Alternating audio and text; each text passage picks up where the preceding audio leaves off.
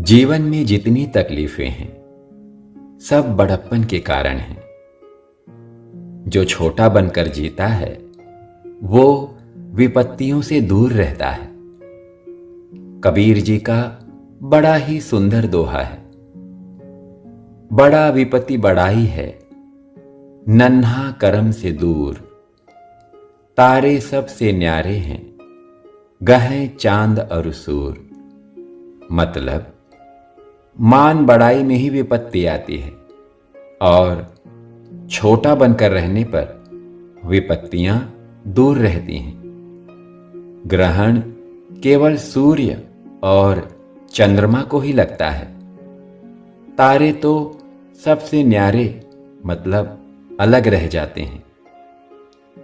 अर्थात जो छोटा बनकर जीता है, सम्मान की लालसा नहीं रखता, उससे दुख तकलीफें दूर रहती हैं। जो बड़ा बनना चाहता है, मान के लिए जीता है, उस पर तो संकट आएंगे ही। जहां व्यक्ति का अहंकार समाप्त होता है, वहीं से उसका विकास आरंभ होता है।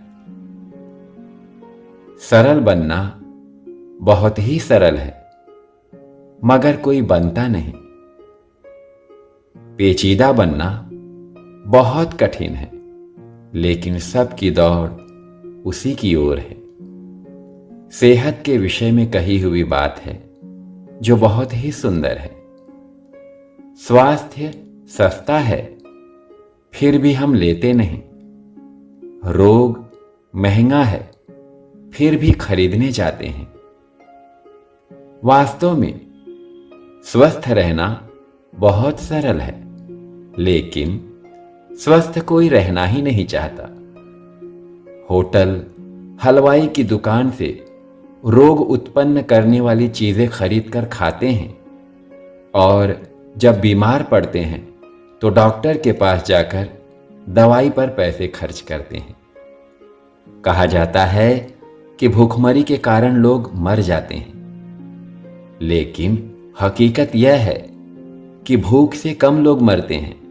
ज्यादा खाने वाले ही रोग से ग्रसित होकर मौत के मुंह में चले जाते हैं। परमात्मा का बनाया हुआ संसार बहुत ही सुलझा हुआ है। मनुष्य उलझता है तो अपनी वासनाओं के कारण, और दोष देता है परमात्मा को कि भगवान तेरे संसार में दुख ही दुख भरा है।